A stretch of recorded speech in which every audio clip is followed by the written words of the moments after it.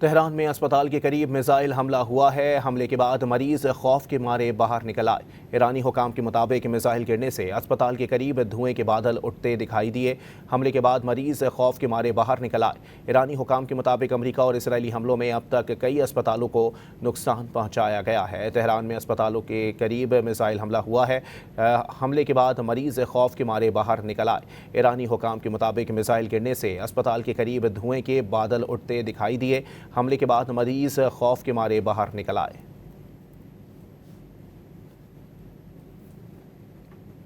Tehran में अस्पताल के करीब मिसाइल हमला हुआ है। हमले के बाद मरीज खौफ के मारे बाहर निकल आए। ईरानी हुकाम के मुताबिक मिसाइल गिरने से अस्पताल के करीब धुएं के बादल उठते दिखाई दिए। हमले के बाद मरीज खौफ के मारे बाहर निकल आए। ईरानी हुकाम के मुताबिक अमरीका और इसराइली हमलों में अब तक कई अस्पतालों को नुकसान पहुंचाया गया है। तेहरान में अस्पतालों के करीब मिसाइल हमला हुआ है। हमले के बाद मरीज खौफ के मारे बाहर निकल आए। ईरानी हुकाम के मुताबिक मिसाइल गिरने से अस्पताल के करीब धुएं के बादल उठते दिखाई दिए। हमले के बाद मरीज खौफ के मारे बाहर निकल आए।